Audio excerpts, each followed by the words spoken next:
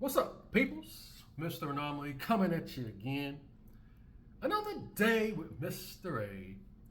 Man, before we get started, what is going on, man? Rest in peace, Theo. Man, getting older sucks, man. Ozzy died. Now Hulk Hogan passed, man. Dang, man, getting older sucks, bro. Must be something in the air right now, man. Rest in peace, bro. Golly, my boy Hogan got took out, man. Hollywood, man. That's the NWO. Y'all see me wearing my, man, I grew up with that stuff, man. Damn. That stuff's wild, man. But this is a reaction to the channel ThinkMate, the life of the scripted man, the man who did everything society expected of him.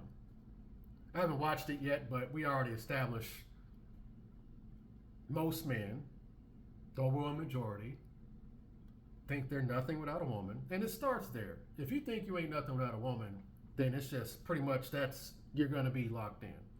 But let's let him go in, and I'll do my 2 cents. He did everything right. He was the child teachers praised, the one who sat still, raised his hand, colored inside the lines, the boy who never talked back, never challenged anything, never questioned why. His parents called him a blessing. His neighbors called him polite. His report cards called him promising. He was the kind of kid others were compared to. At school, he was rewarded for being what the system liked: quiet, focused, obedient. And so he learned early what worked. Be good, be nice, be what they want, never ask why, just do what's expected. According to Pew Research in 2021, 83% of American parents say they'd rather their child be obedient than creative. Wow. That is what? So people want their child to be robots. No creativity, just be obedient. Which makes sense because people let the phones and stuff raise their children instead of getting involved with them. 83%, yo. I believe it. Not a parent say they'd rather their 21. 83% of American parents say they'd rather their child be obedient than creative. That's scary. That is not a parenting choice. That is a cultural design. So when it was time to choose a university, he didn't ask what excited him. He asked what would look best on a resume. Man, y'all know what I got to do, man. The gears are grinding. It makes sense because whenever you don't know who you are, even the Proverbs said that a man who doesn't have vision, identity, a purpose is simple-minded. So a simple-minded man raised by television programs, family members, it makes sense that it dulls everything, and then 83% of people want their kids to be in the system, robots. That makes sense. Getting with women who don't really want to be with them on top of that. I told you, man, that stuff's very important, bro. Procreating with a woman who doesn't really even like you, who's just surviving, trickles down to your kids, makes them even more enslaved. So it's this snowball effect. That makes, man. He didn't ask what would make him feel alive. He asked what would make him look responsible. He chose something safe, a practical degree, one with job security, business, engineering, computer science. Not because he loved it, but because it made sense. Everyone nodded in approval. His parents were proud. His friends admired him. No one asked what he really wanted, not even himself. He graduated, got a job, started climbing the ladder. He was never late, always said yes, took on the extra hours, stayed quiet in meetings, tried to be useful, reliable, humble. He did what a man was supposed to do. He bought a modest house, married a good woman, had children, paid the bills, smiled for the Christmas photo, posted it with a caption about gratitude. He didn't chase crazy dreams. He didn't disappoint his parents. He didn't disappoint society. He was the model adult. The gears are grinding, man. I mean, it starts, just think about the levels. Like you said, don't even question yourself. Don't even look inward. So you just, each step, each day, each year, just getting deeper and deeper into the illusion, getting deeper and deeper into Babylon's clutches. RPG nerds gaining experience points at an adolescence and just doubling down on illusion and just keep going. Boom, boom, boom, boom. And it just gets and just ensnares you even more so. Married and kids, you're screwed. Married and kids under the blood money, the illusion. Okay, yeah. So right now he's at raid boss level, college and a corporate job. And again, those jobs, you got to have a family to even advance at certain jobs. So it's like you gotta sell your soul. You gotta be bound in Babylon. Make that, man. It's all about design, bro. Let's keep going. So he's raid boss level right now. The kind of man HR departments love. Predictable, efficient, respectable. He followed the plan, the unwritten script that so many follow without ever reading it aloud. Study, work, settle down, contribute, retire, fade out. He took pride in never straying. He took pride in being safe. He took pride in never getting lost. But maybe he was never really on his own path to begin with, because he never asked where the path led. He never asked who laid the bricks. He never asked if it was even his road at all. His days looked like progress. His nights looked like purpose. But deep down, something felt off. A quiet voice, easy to ignore, kept whispering, "Is this all there is?" Psychologists have a name for this: the default mode life.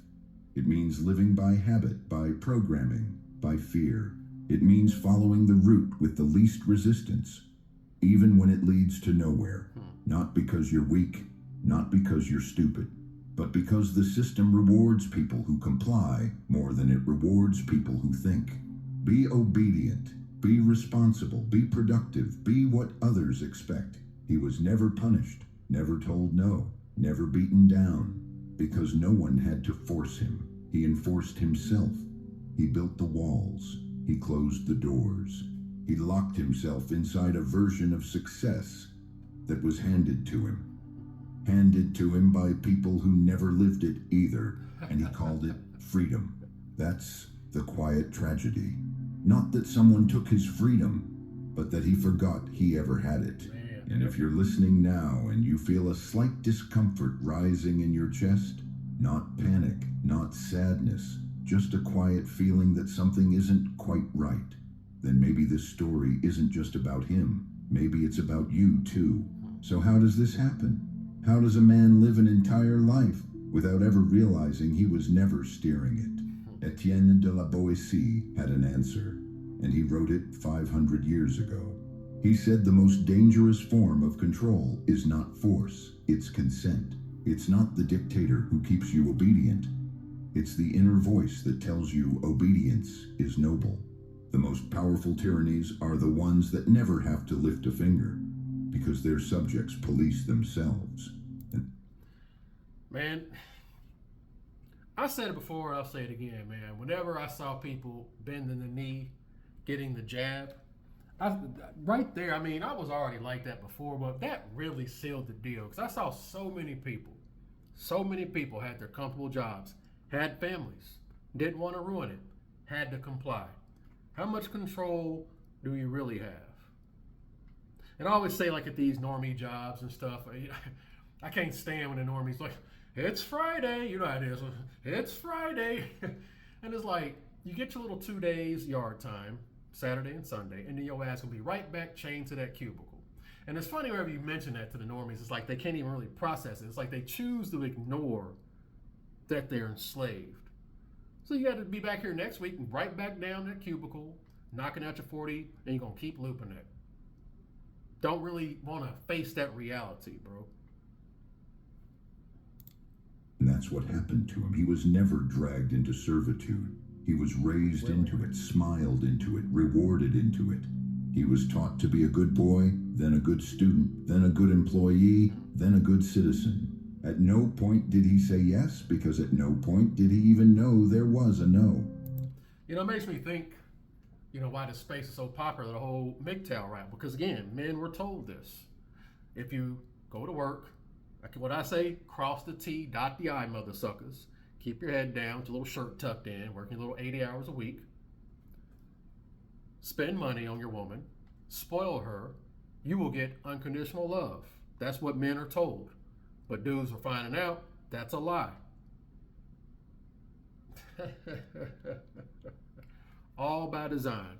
You know what makes me laugh too? It's like, even on the women's side, on a survival scale, which really trips, that shows you how warped the programming is. You know, women are supposed to be natural survivors, right? A lot of them will have Mr. Safety Guy and will still mess it up.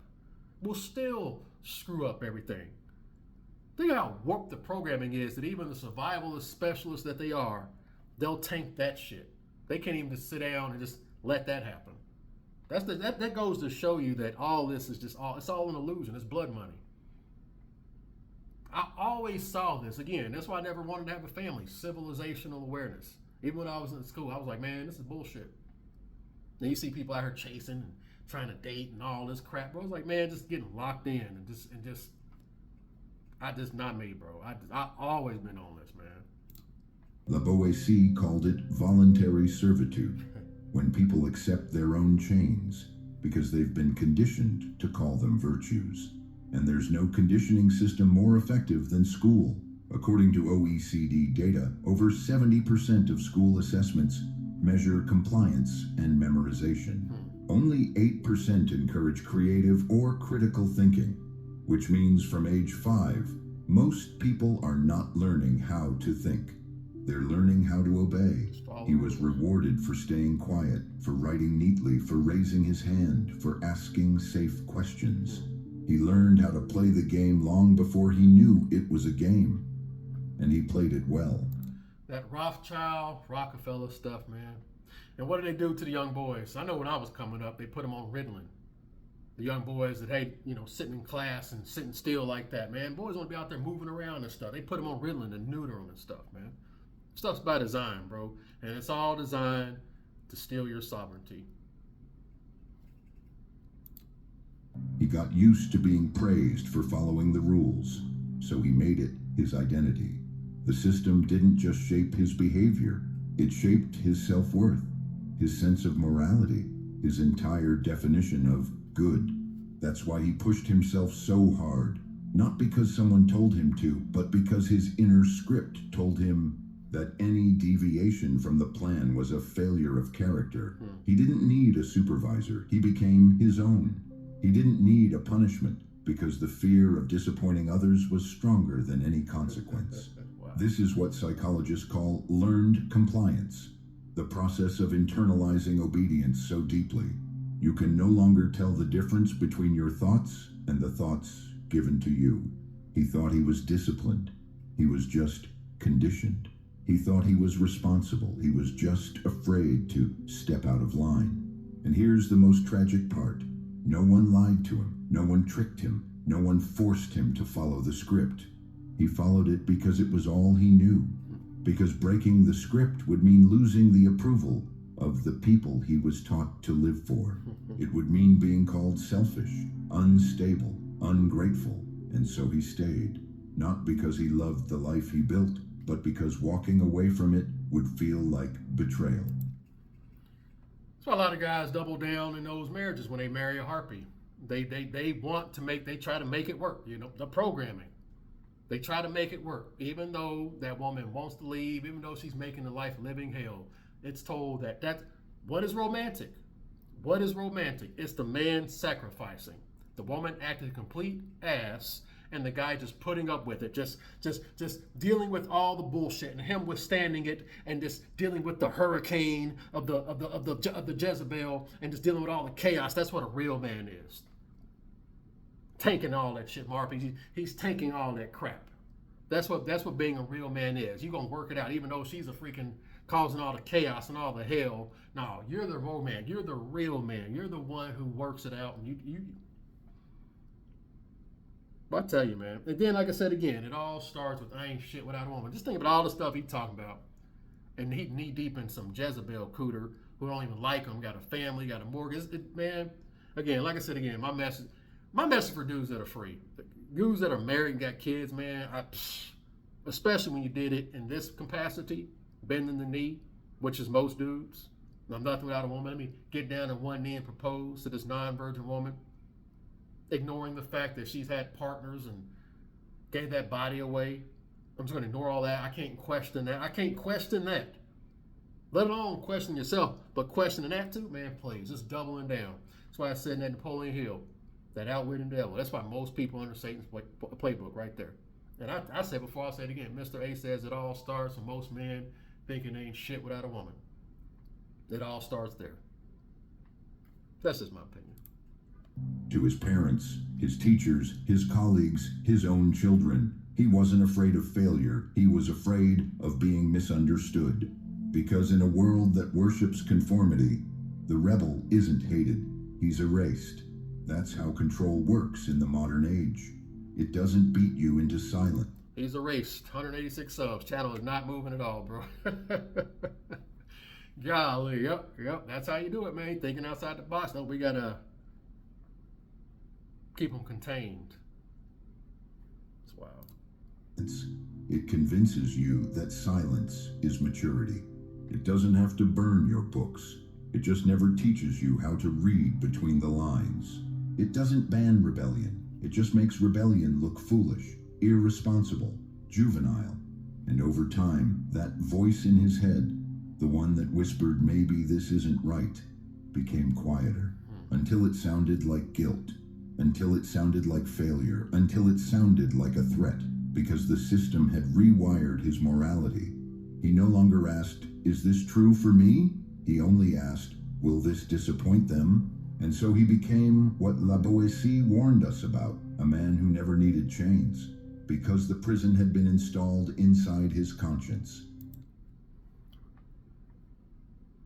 A program, an avatar, already ready to go. And I truly believe, like I said, the women know this.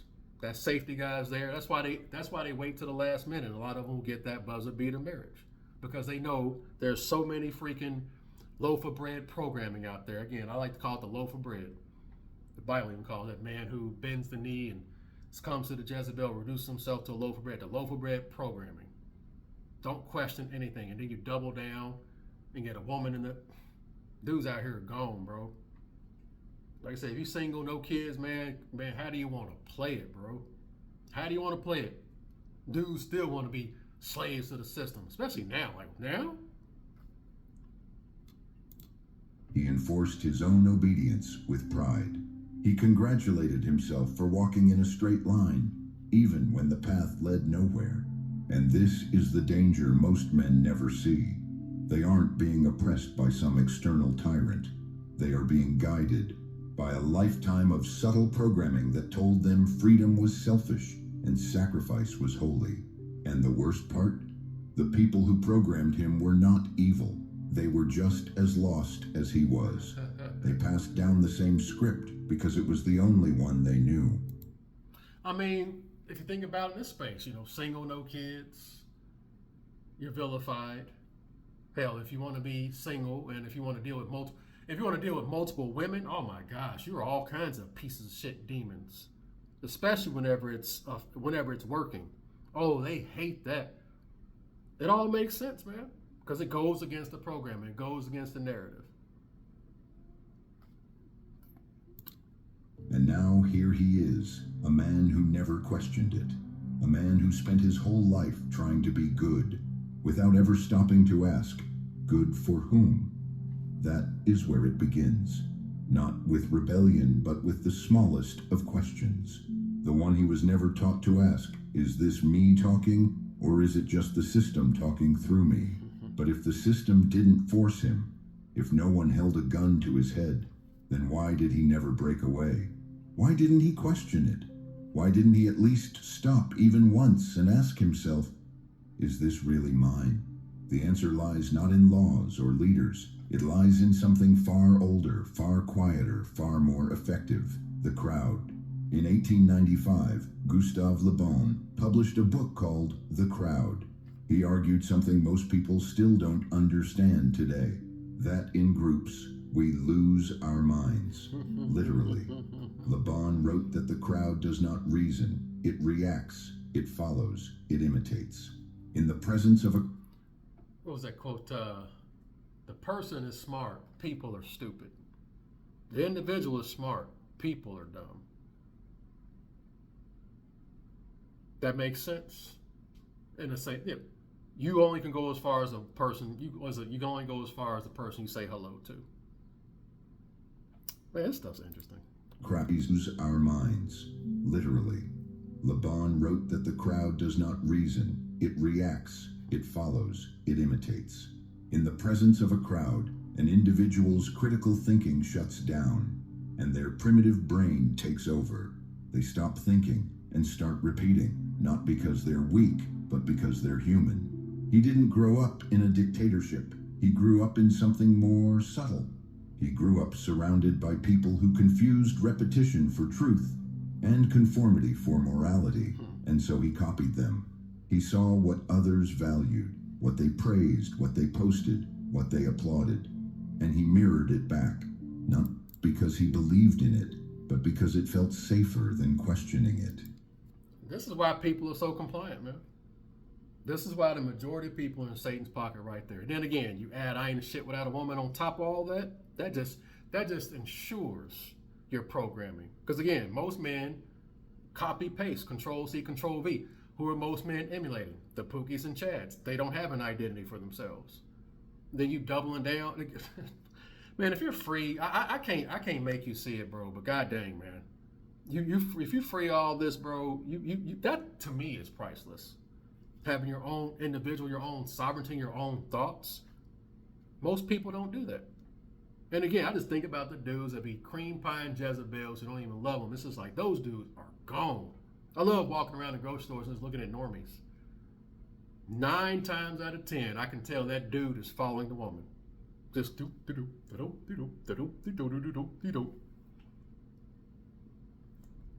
Gaining experience points and just rooted in Babylon customs and programming, and it's hard to get out of that, bro. Most dudes have to have that tank, lose the house and all that, if they don't zero themselves out. That's when some dudes realize that once they get screwed over, and then it's like, okay, then they can dig deep and wait, go MGTOW. Then it's, we all got screwed, man. We got to overcome so much programming. Even right now, because I'm still pulling stuff out. I'm still deprogramming things. This stuff is deep, man. Man, I'm glad the Most High kept me, y'all. Real talk. In psychology, it's called the bandwagon effect. We assume something is right because enough people act like it is. According to a Gallup poll in 2020. Okay, I gotta stop, y'all. I just be thinking about how, even when I was young, y'all, I'm just like, I've always questioned everything, man. Even like, I'm just talking about like with women. This is, why'd you have sex? I'm just questioning things. Like I said, I'm like 10, 11 years old. I'm rubbing it out, but this is like, I'm like, okay, I gotta keep doing it. And it's like all my friends, a bunch of hornballs. Oh, you need to get some pussy. You get some pussy. It's just gonna be. I'm like, okay. I'm like 10, 11 years like, okay, yeah, I could do that, but it's not gonna stop. Now I gotta keep chasing after her. I don't want to do that. I'm good. I want it delivered to me with no effort whatsoever. Oh, you can't do that. Oh, well, fuck you then. I will just be by myself. Oh, you're crazy. You can't. But I tell you, bro, I've always like, man, I'm good, man. You got to keep chasing. You got to keep doing it. You got to keep doing it. Opening up floodgates. And then you see the patterns of how sin is. You just keep worse and worse and worse and worse and worse. So it's like, yeah, I've always been on it, man. Always questioning it. Why you up here dating and going out? You don't own anything. You think you're your girlfriend? No, I don't got shit. I like to chill and do my own thing. I've always been like, I don't know, bro. I just always been. That's why I said I don't do no MGTOW and all. I've always been like that. I always question everything, man. 95% of Americans believe that buying a house is the hallmark of stability. Right there. Right there. Literally, that's how many people are in Satan's playbook. Mittens believe, according to a Gallup poll in 2020, 95% of Americans believe that buying a house is the hallmark of stability. Yet millions drown in debt to meet that expectation. That is by Why? design. Because everyone else is doing it, and doing it differently feels dangerous. He didn't want to seem unstable or irresponsible or weird. He didn't want to stand out because in a world obsessed with fitting in, being different is seen as a threat. The truth is, society never needed to punish him for thinking differently. It just needed to make him afraid of being alone. And so he became what Laban warned about, a man who followed not out of faith, but out of fear. On him afraid of he never needed to punish him for thinking differently. It just needed to make him afraid of being alone. For thinking differently, it just needed to make him afraid of being alone. And for thinking differently, it just needed to make him afraid of being alone. Man's biggest problem comes from his inability to sit in a quiet room with his own thoughts. Because it starts to the programming. And again, the deeper the programming, the more you're going to want to run from it, not face it. Can't stand being alone. Again, I ain't shit without a woman. You fail fresh out the gate, right off the rip, because the majority of these women bit forth the fruit. And if that's your salvation, that's your right to manhood, you lose. Good day, sir. Is it a wonder why so many of these dudes are just gone, man? And then it's just like the Matrix. Want to double down and be agents of the system. Want to get mad if you try to pull others and wake others up. They want to stay asleep. Stuff's deep, man. And so he became what Laban warned about, a man who followed not out of faith, but out of fear.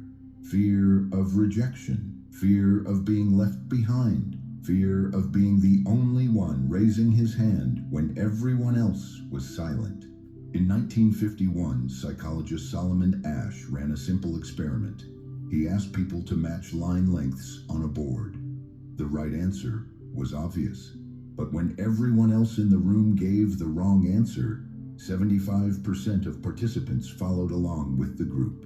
They chose the wrong answer, rather than stand alone. Think about that. 3 out of 4 people would rather betray their eyes than go against the grain. That was him. That was his life. Not a series of choices, but a series of approvals. What career looks normal? What car feels respectable? What marriage appears functional? What opinion won't stir up trouble at dinner? He shaped himself not based on conviction, but based on what would keep him invisible. Because in the age of mass conformity, silence is a survival strategy. And that's what Laban knew long before social media, before algorithms, before the attention economy. He knew the human need to belong would always be stronger than the need to be free. And he was right. The man never wanted to rebel. He just wanted to be seen as good. Good enough, smart enough, stable enough. He didn't think with his mind. He thought with the crowd's memory. His beliefs weren't his own. They were reflections of whatever got the most applause. He laughed when they laughed. He feared what they feared. He desired what they desired. He was not brainwashed. He was just well adjusted to a world that rewards those who never ask why. And if you think you're too smart to fall for it, remember this: so did he. On paper, he was a winner. He had the house, he had the family, he had the career, he had the retirement account. He had the respect of his peers. He was the man people nodded at in meetings. The man whose life looked stable, whose choices looked wise, whose path looked complete. He had followed every rule, hit every milestone, avoided every scandal. He was safe. And in the system's eyes, he was successful. But success, as it turns out, can be very good at hiding failure. Not failure on a resume, not failure in a paycheck, failure in the only place that really matters, inside. Because underneath all the structure, all the stability, all the polished surfaces, he was empty. He couldn't say when it started, only that one day he woke up and something felt off, not broken, not painful, just wrong. He sat in the same kitchen, drank the same coffee, got into the same car, drove to the same office, but something inside him was slipping. He had everything, so why did it feel like nothing? In 2021, the Survey Center on American Life reported that 61% of Americans over 45 said they no longer feel their lives have meaning. Let that sink in. Yeah. Most men who did everything right can't tell you why they wake up in the morning. Beyond the fact that they did it yesterday, he wasn't depressed in the clinical sense. He wasn't broken. He wasn't even struggling. He was just fading, slowly, quietly, like a light left on too long that begins to dim without anyone noticing. Psychiatrist Viktor Frankl had a name for this: existential vacuum, a deep, silent emptiness that comes from living without purpose. Even when everything looks fine on the outside, it's not about failure, it's about absence, the absence of meaning, the absence of why, the absence of self. He realized he couldn't remember the last time he did something because he wanted to, not because it was expected. Again, man, just hearing this, man, I've always been the opposite, man. That's why I keep encouraging guys, especially dudes got their V card. I be telling them, man, a woman is the last thing you need, and this is exactly why. You don't have no identity.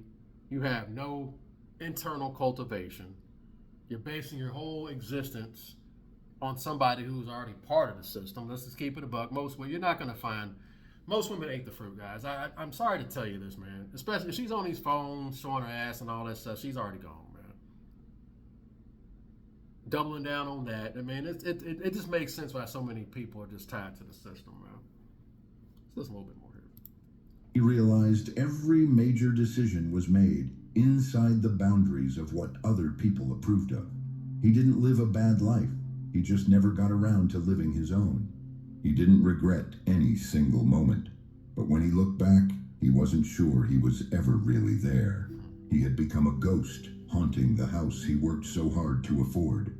He smiled in family photos, but felt like he was watching himself from a distance, always performing, always on, always being the version of himself others found easiest to love. Like I said, it makes sense, man. What profits a man if he gains the whole world but loses his soul? No identity, no self-awareness, no self-cultivation. Just a shell, just a executable, a non-thinking machine, man. Just going with the flow, bro. Nothing internal. Stuff makes sense now, man. He had become an expert at being what others needed, but forgot how to need anything himself. And then one day, the question hit him. A question he had never dared to ask. A question so simple it was terrifying. If I lost my job, what would be left of me? Not in the financial sense, not in the logistical sense, but in the human sense. If the title disappeared, if the role dissolved, if the structure collapsed, what would remain? Would anyone know who he really was? Would he know? Or had he spent so many years becoming what society wanted, that his real self was buried somewhere under all the layers? That's when it dawned on him. He didn't fear losing his job. He feared realizing there was nothing beneath it. Because when your identity is built entirely on function, what happens when you're no longer useful? That's the question millions of men never ask until it's far too late. He had everything the world promised, but none of what the soul needs, because he had been taught how to win the game, but never told the game itself might be a lie. That's the part no one tells you, that you can do everything right and still wake up one day feeling like something inside you has quietly died. Can't fake it, man. You're not broke, you're not alone, you're not in crisis, but you are empty. It's not a dramatic breakdown, it's not a public fall, it's a slow erosion, so quiet that even you don't notice it happening. Until one morning you wake up and feel nothing, not pain, not sadness, just this blankness, like the air got sucked out of your own chest. And like I said again, how knee deep, how ensnared is one when they come to this epiphany? Is he already bound with a mortgage and family. Now you're stuck. That's really got to be hell. Coming to that awareness and realizing you got all that weight that you can't unpack that.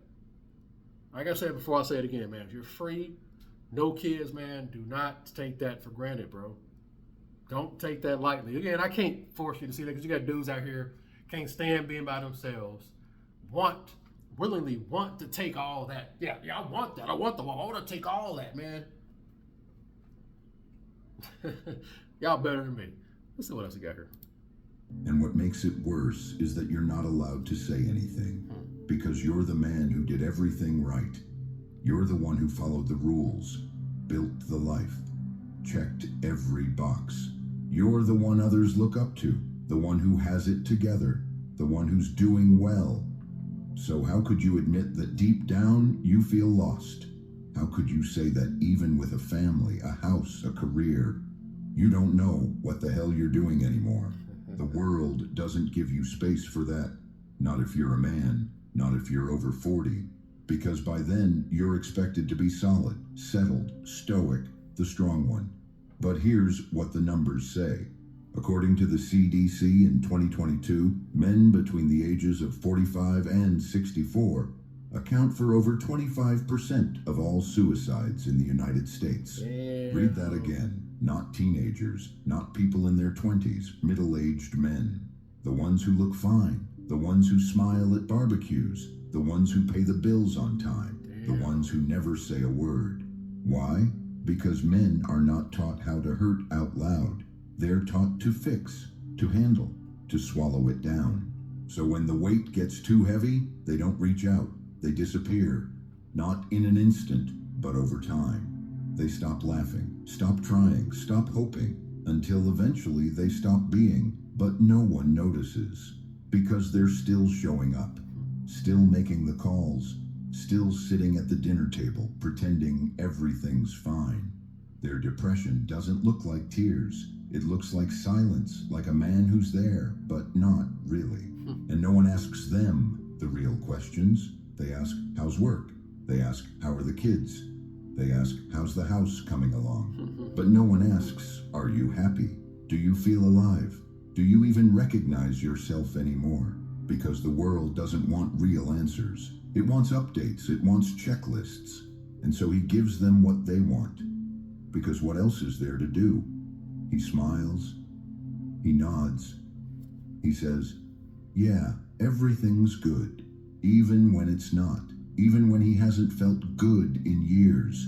And then one morning, without warning, the thought lands in his chest like a weight he can't lift. I don't have time to start over. Not because of age, but because of momentum. Because when you've spent your entire life moving in one direction, the thought of turning around feels impossible. He did everything they told him to, and now there's... Yeah, man, it's like kind of repeating itself. But it gets deep, man. You gain experience points and delusion, so much so, getting more and more snared in. And it can end up zeroing yourself out because you don't have a purpose, no identity. Man, this stuff is real, bro. But again, man, if you're on that path of eternal cultivation, man, consider yourself blessed and fortunate, bro. Because a lot of guys out here, I just think about the guys who are stuck with families, with a woman, they don't really... Man, there's so many people like in marriages right now, they can't really leave for financial reasons or just appearances. Appearances alone, they don't want to look like they're failed, but they got to sit there and put up this facade. Well, I tell you, man, that lack of internal cultivation to get you, bro. I just want to share that, man. Y'all let me know what y'all think, bro. I mean, yeah, man. The life of a man who did everything society told him. What society we live in? A society that bent the knee to the Jezebel. So it makes sense if you download these customs, how it drains your soul. The milk's been spilled. The die has been cast. All you can do is move accordingly. I'm out, good peoples. Latest.